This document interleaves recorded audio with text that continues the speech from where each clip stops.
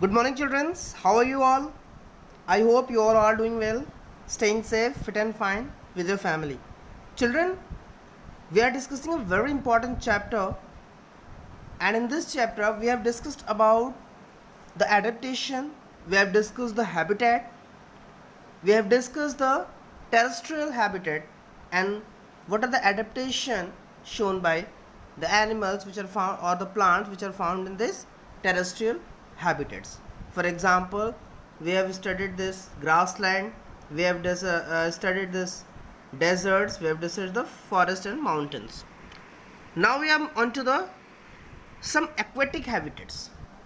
Okay बच्चों, in aquatic habitats it is the ocean, okay, and seas, ponds, lakes, rivers. These all are the what? Aquatic habitats. So now we'll see, we have already discussed the how fishes are adapted to live in the sea. We have seen they have the streamlined body, they have the fins, okay, they have the tail to balance their body to move. So all the things we have discussed. And you know, बहुत सारे सी animals ऐसे होते हैं, ठीक है ना, जिनकी वो जो स्ट्रीमलाइन बॉडी होती है. स्ट्रीमलाइन एक इम्पॉर्टेंट टर्म है बच्चों, मैंने आपको बताया भी था कि जो स्ट्रीमलाइन होता है इसका मतलब क्या होता है, ठीक है. जो एंड्स होते हैं वो पतले होते हैं, ठीक है, नुकीले होते हैं, जबकि जो बीच का पार्ट होता है वो क्या होता है, ब्रॉडर, चौड़ा होता है ना. इसकी वजह से क्या होता है, वो हवा में या पानी में ईजिली क्या कर सकते हैं, मूव कर सकते हैं, ठीक है ना. तो मैंने आपको ये भी बताया था कि बहुत सारे सी एनिमल स्ट्रीमलाइन बॉडीज़ होती हैं, ठीक है, जो ईजिली वाटर में क्या कर सकते हैं बच्चों, मूव कर सकते हैं. लेकिन इनके अलावा भी कुछ ऐसे सी एनिमल्स होते हैं जैसे स्क्विड्स एंड ऑक्टोपस, जिनकी स्ट्रीमलाइन बॉडी नहीं होती चिल्ड्रन, है ना. And they stay deeper in the ocean, और ये क्या होता है, समुद्र के बहुत नीचे रहते हैं जहाँ पे सी बेड पाया जाता है, और वहाँ पे ये अपने प्रेज को क्या करते हैं, कैच करते हैं और उनकी तरफ क्या करते हैं बच्चों, मूव करते हैं, है ना. लेकिन एक चीज़ है, इनकी बॉडी स्ट्रीमलाइन नहीं होती, लेकिन जब ये मूव करते हैं तब ये अपने बॉडी को स्ट्रीमलाइन कर लेते हैं, यानी पतला कर लेते हैं, है ना. तो वही चीज़ मैंने आपको बताया कि they stay deeper in the ocean near the sea bed and catches any prey that moves toward them. कोई भी जो है प्रे, ठीक है, या शिकार जब इनकी तरफ मूव करता है तो ये अपनी बॉडी को स्ट्रीमलाइन करके तुरंत मूव करते हैं और उनको क्या करते हैं बच्चों, कैच कर लेते हैं. आपको पता है ये जो एनिमल्स होते हैं, these animals have the gills to help them use oxygen dissolve in water. तो ये चीज़, ये भी एक बड़ा अच्छा एडेप्टेशन है बच्चों के. जो पानी में ये रह रहे हैं तो पानी में घुली हुई ऑक्सीजन, क्योंकि वाटर में जो ऑक्सीजन है वो क्या होती है, वो वाटर में डिजॉल्व होती है ना. वाटर में भी ऑक्सीजन होता है बट वो डिजॉल्व फॉर्म में होता है ना. तो जो डिजॉल्व फॉर्म में ऑक्सीजन है उसको लेने के लिए इनके पास एक एडेप्टेशन होता है, वो होता है इनके गिल्स. जो सी एनिमल्स होते हैं इनके पास गिल्स होता है, so that they can take the what, oxygen dissolve in water.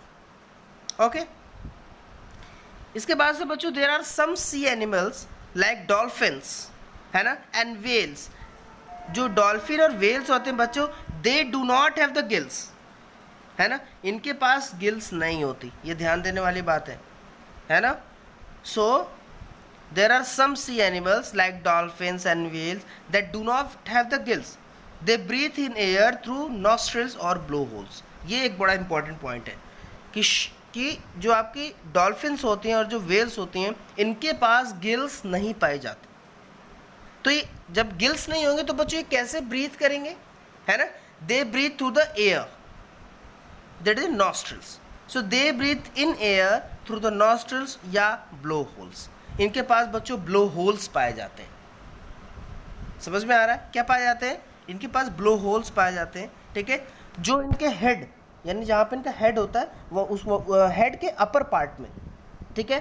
तो हेड के अपर पार्ट में आपको ब्लो होल्स देखने को मिलेगा डॉल्फिन में और वेल्स में, और इसी नॉस्ट्रिल यानी ब्लो होल्स की मदद से ये क्या करते हैं, ब्रीथ करते हैं, ठीक है ना. So this blow holes allows them to breathe in air when they swim near the surface of water. यानी जब ये डॉल्फिन और वेल्स सरफेस ऑफ वाटर के पास जब ये मूव करते हैं या स्विम करते हैं तो ये क्या करता है बच्चों, ब्रीथ करने में इनकी हेल्प करता है. और आपको पता है they can stay inside the water for a long time without breathing, यानी बिना ब्रीथ किए ये समुद्र के अंदर बहुत लंबे समय तक रह सकते हैं, और जब ये सरफेस पे आते हैं, है ना, टाइम ब्रीथ करने के लिए टाइम टू टाइम, ठीक है, तो ये ब्लो होल्स की मदद से क्या करते हैं, ब्रीथ करते हैं। यानी आपको समझ में आ रहा है जो है डॉल्फिन और वेल्स कैसे, क्या इनका प्रोसेस होता है ब्रीथिंग का। ये जनरली क्या क्या होता है, मतलब डीप इनसाइड द सी रहते हैं, लेकिन जब इनको ब्रीथ करना होता है तभी सरफेस पे आते हैं टाइम टू टाइम, ठीक है, और ब्लो होल्स की मदद से ब्रीथ या ऑक्सीजन लेने के बाद ये फिर से अंदर चले जाते हैं, ठीक है। तो इस तरीके से बच्चों ये सी एनिमल्स जो है ये ब्रीथ करते हैं, यानी कुछ के पास गिल्स होते हैं, ठीक है, कुछ के पास आपके नॉस्ट्रल्स या ब्लो होल्स होते हैं, ठीक है। और इस तरीके से ये जो एडेप्टेशंस हैं ये इनको सी जो आपका ये हम हैबिटेट पढ़ रहे हैं यहाँ पे सरवाइव करने के लिए बहुत ज़रूरी होता है, ठीक है। चलिए अब आते हैं पॉन्ड्स एंड लेक्स, ठीक है। So have you ever seen any plants growing in the pond, lakes, river and in some other drains? कभी देखा है आपने कि जो नदी में, तालाब में, झरनों में जो प्लांट्स पाए जाते हैं वो कैसे होते हैं? कुछ डिफरेंस है टेरेस्ट्रियल प्लांट्स और वहाँ के प्लांट्स में, कभी नोटिस किया है आपने? ठीक है, अगर थोड़ा सा अपने आप जोर डालो अपने दिमाग पे, ठीक है, और अगर कभी आपने रिवर्स में या पॉन्ड्स या लेक्स में अगर आपने देखा हुआ है तो एक बार ज़रूर सोचिए कि क्या डिफरेंस होता है, ठीक है, पॉन्ड्स, लेक्स एंड रिवर्स में जो प्लांट्स पाए जाते हैं और जो आपके टेरेस्ट्रियल में प्लांट्स हैं वहाँ क्या डिफरेंस है दोनों, है ना।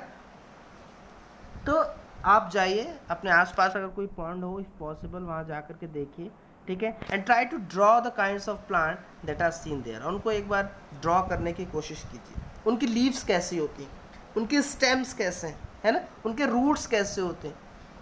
तो ये चीज़ बहुत इंपॉर्टेंट, आपको डिफरेंस देखने को मिलेगा बच्चों, you will find out the difference there, है ना। और आपको पता है some of these plants have their roots fixed in the soil below the water, है ना। कुछ आपको ऐसे प्लांट्स देखने को मिलेंगे, ठीक है, जिनकी रूट्स क्या है, सॉइल के अंदर फिक्स्ड हैं, है ना, वाटर में। और जो टेरेस्ट्रियल प्लांट्स होते हैं इनकी roots normally play a very important role बच्चों, है ना, in the absorption of nutrients and water.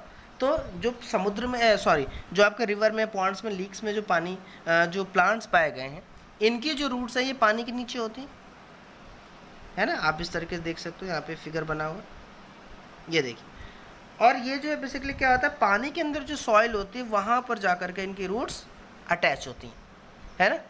जबकि जो टेरेस्ट्रियल प्लांट्स हैं इनकी जो रूट्स हैं ये क्या करते हैं बच्चों, they play a very important role in absorption of nutrients.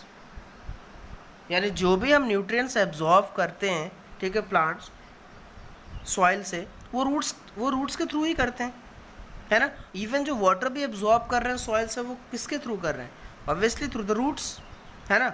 So however in the aquatic plants roots are much reduced in size and their main function is to hold the plant in place. ये मैंने आपको बताया था बच्चों कि aquatic जो plants होते हैं, ठीक है, इनकी जो रूट्स होते हैं they are much reduced in size, ये बहुत ज़्यादा बड़ी नहीं होती, बहुत ज़्यादा लॉन्ग नहीं होती, है ना। तो साइज़ में जो रूट्स होती हैं वो साइज़ में छोटी होती हैं in comparison to the terrestrial roots. समझ में आ रहा है? So they are much reduced in size and उनका जो मेन फंक्शन होता है एक्वेटिक रूट्स का वो क्या होता है, is to hold the plants in place. यानी वो प्लांट्स को उसी प्लेस पे उसको होल्ड करके रखते हैं जिससे पानी में वो बह ना जाए। तो ये एक बड़ा इंपॉर्टेंट रोल है रूट्स का, एक्वेटिक रूट्स का। उसके बाद से बच्चों अगर हम स्टेम्स की बात करें तो the stem of these plants are long, लंबे होते हैं, ठीक है। और दूसरी चीज़ हॉलो होंगे, हॉलो मतलब क्या, मतलब खोखले होंगे, अंदर कुछ भी भरा नहीं है उसके, खोखले स्टेम होते हैं, यानी हॉलो स्टेम, और बहुत ही हल्के होते हैं, है ना। तो ये कुछ एडेप्टेशन है स्टेम के, क्या क्या हो गए, जैसे वो लॉन्ग होंगे, हॉलो होंगे और लाइट होंगे, हल्के होंगे, है ना। And the stem grew up to the surface of water, है ना। और जो इनके जो स्टेम होते हैं बच्चों, वो कहाँ तक आते हैं, वो सरफेस ऑफ वाटर, यानी वाटर के सरफेस तक वो आपके देखने को मिलेगा, वो स्टेम्स आपको आएंगे। While the leaves and flowers float on the surface of water, है ना। जबकि जो लीव्स, फ्लावर्स जो होते हैं क्या होते हैं, they floats on the surface of water, वो उस सरफेस ऑफ वाटर पे क्या करते हैं बच्चों, फ्लोट करते हैं। Some aquatic plants are totally submerge. कुछ तो एक्वेटिक प्लांट बच्चों ऐसे होते हैं जो पूरी तरीके से पानी में डूबी हुई होती हैं। अभी मैंने क्या बताया कि कुछ आपके जो स्टेम होते हैं वो सरफेस ऑफ वाटर पे होते हैं, जबकि लीफ ऑफ जो फ्लावर्स होते हैं वो सरफेस ऑफ वाटर पे फ्लोट करते हैं, बाकी सारी चीज़ें नीचे होती हैं। आप देख सकते हो यहाँ पे, ये देखिए यहाँ पे आप फिगर देख सकते हो, यहाँ पे एक्वेटिक प्लांट्स कैसे फ्लोट कर रहे हैं। इनकी रूट्स है ना नीचे हैं, इनकी स्टेम भी कुछ पार्ट नीचे है ना। जबकि आप देख सकते हो कुछ प्लांट इसमें ऐसे भी दिखाए गए जो पूरी तरीके से सबमर्ज्ड हैं, कंप्लीटली सबमर्ज का मतलब क्या होता है, पूरी तरीके से डूबे हुए, यानी पानी के अंदर डूबे हुए हैं, उनके सरफेस पे कोई भी पार्ट नहीं होता, है ना। तो वही मैं बता रहा हूँ बच्चों आपको कि ये जो कुछ ऐसे भी प्लांट्स होते हैं, ठीक है, जो वाटर में सबमर्ज्ड होंगे, और all the parts of such plant grew under water. सारे के सारे पार्ट्स जो है वो आपके कहाँ आपको देखने को मिलेंगे, वाटर के अंदर ही आपको मिल जाएंगे। एक चीज़ और बताऊं बच्चों कि कुछ जो आपको ऐसे एक्वेटिक प्लांट्स मिलेंगे, they have narrow and thin ribbon like leaves. इनकी जो लीव्स होती हैं पतली रिबन लाइक लीव्स होती हैं, नैरो, है ना। ये इसलिए होते हैं कि जब पानी बहे, है ना, यानी तो ये बेंड हो सके, यानी these can bend in the flowing water, यानी फ्लोइंग वाटर में ये अपने आप को बेंड कर सकती हैं, मोड़ सकती हैं। तो बहुत ही पतले रिबन लाइक होती हैं, क्योंकि अगर बहुत ही स्टिफ होंगी, बहुत ही हार्ड होंगी तो बहते पानी में टूट जाएंगी। तो बहुत ही फ्लेक्सिबल, है ना, और बहुत ही रिबन और नैरो लाइक होती हैं इनकी लीव्स। तो ये भी एक एडेप्टेशन है ना। और आपको पता है ये जो सबमर्ज प्लांट्स होते हैं, कुछ सबमर्ज प्लांट्स में क्या होता है बच्चों, जो लीव्स होती है ना, they are highly divided through which the water can easily flow without damaging them, यानी बहुत ज़्यादा डिवाइडेड होती हैं, बहुत ज़्यादा इसमें क्या होता है पार्ट्स देखने को मिलेंगे लीव्स में, जिससे जो अंदर जो पानी है वो ईजिली बह सके इनके थ्रू, है ना। तो ये सारे कुछ एडेप्टेशन है बच्चों जो प्लांट्स और जो है सबमर्ज प्लांट्स, एक्वेटिक प्लांट्स में आपको देखने को मिल जाते हैं, है ना, क्योंकि पानी हमेशा बहता रहता है रिवर्स में। तो इस तरीके से इनको एडेप्टेशन शो करने पड़े। Now frogs usually have a ponds as their habitat. जो frogs होते हैं they usually have the ponds as their habitat, क्योंकि frogs basically आपको कहाँ मिलेंगे, ponds में देखने को मिलेंगे, है ना। So they can stay both inside the pond water as well as move on the land. आपने frog को देखा बच्चों कि ये एक ऐसी चीज़ है जो पानी में भी रहती है और आपको ये ज़मीन पे यानी लैंड पे भी आपको देखने को मिलते हैं, है ना। तो इनके पास जो एडेप्टेशन होते हैं वो दोनों के ऐसे होते हैं कि ये दोनों पे अडेप्ट कर सकें, यानी लैंड पे भी अडेप्ट कर सकें और किस पे, पानी में भी अडेप्ट कर सकें, है ना। So they have a strong back leg. इनका जो बैक लेग होता है ना, यानी जो पीछे का लेग होता है वो बहुत स्ट्रॉन्ग होता है बच्चों, और ये इसकी वजह से क्या करते हैं, they can help in leaping and catching there pray.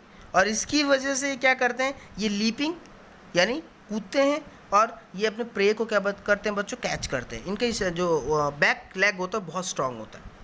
और इनकी जो फीट होते हैं चिल्ड्रन, इनके जो फीट होते हैं वो क्या होते हैं, वेब्ड फीट होते हैं।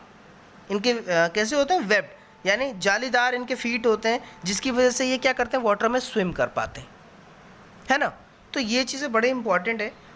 सो here we have discuss only a few common animals and plants, ठीक है, which are compared to the whole variety that live in the different habitats. तो यहाँ हमने हर हैबिटेट्स के क्या बच्चों कुछ प्लांट्स और कुछ एनिमल को डिस्कस किया, हमने उनके हैबिटेट्स के बारे में जाना, ठीक है, कि किस तरीके से ये क्या करते हैं, अपने आप को अडेप्ट कर पाते हैं, है ना, किस तरीके से ये अपने आप को अडेप्ट। तो हमने क्या देखा, ग्रीन टेरेस्ट्रियल में मैंने आपको बताया कि आपको हमने लैंड्स देखे, ठीक है, हमने माउंटेन्स देखे, डेजर्ट्स देखे, वहाँ के कुछ एडेप्टेशंस को हमने देखा, वहाँ के एडेप्टेशन को सीखा। फिर हम एक्वेटिक पे आए, एक्वेटिक में भी हमने बच्चों सीज में देखा, रिवर, पॉन्ड्स, लेक्स, वाटर में देखा कि किस तरीके से यहाँ पे प्लांट्स अपने आप को अडेप्ट कर रहे हैं, क्योंकि उन्हें वहाँ पे सरवाइव करना है, उनको वहीं पे रहना है। तो वहीं पे जब रहना है तो उसी हिसाब से ढलना पड़ता है बच्चों, है ना, उसी हिसाब से वो अडेप्ट कर पाते हैं अपने आप को। अगर एक्वेटिक यानी पानी में रहने वाले प्लांट को आप बाहर लगाएंगे तो वो नहीं रह पाएगा, ठीक है, मर जाएगा। मछली को आप निकाल करके पानी में रखेंगे तो वो नहीं सरवाइव कर पाएगी, मर जाएगी, है ना बच्चों। इसी प्रकार से आप कैमल को भी डेजर्ट से निकाल के आप लैंड पे यहाँ पे नॉर्मल जगह लेके आएगा तो वो नहीं सरवाइव कर पाएगा। तो सबकी अपनी अपनी क्या होती है बच्चों, एडेप्टेबिलिटी होती है सरवाइव करने को अपने हैबिटेट में। तो ये जो पार्ट था ये आज हमने ख़त्म किया, ठीक है, कि किस तरीके से डिफरेंट हैबिटेट्स में कैसे जो है डिफरेंट प्लांट्स और एनिमल क्या करते हैं बच्चों, सर्वाइव करते हैं, अडेप्ट करते हैं। तो एडेप्टेशन का पार्ट आज खत्म किया। नेक्स्ट लेक्चर में बच्चों हम लोग पढ़ेंगे कि लिविंग थिंग्स हमारे आसपास जो भी हैं वो कैसे, ठीक है, क्या क्या उसमें चीज़ें देखने को मिलती हैं, है ना। लिविंग थिंग्स के क्या क्या कैरेक्टर होते हैं, कैसे लिविंग थिंग और नॉन लिविंग थिंग में हम डिफरेंस क्रिएट करेंगे, है ना। तो बड़ा इंटरेस्टिंग है, बहुत सारी एक्टिविटीज़ होंगी। तो ये एक पार्ट, लास्ट पार्ट मैं छोड़ रहा हूँ नेक्स्ट लेक्चर के लिए बच्चों, क्योंकि काफ़ी बड़ा है ये, तो इसको नेक्स्ट लेक्चर में हम कवर आउट करेंगे, ठीक है।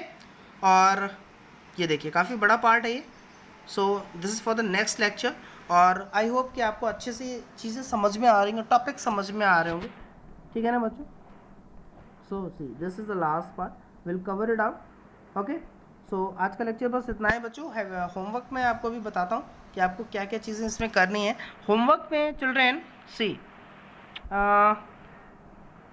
Question number 1 and question number 2, okay, question number 1 and question number 2 of your exercise, this you have to find out and do। ये चीज़ आप 2 क्वेश्चन आपको करने हैं। इसके अलावा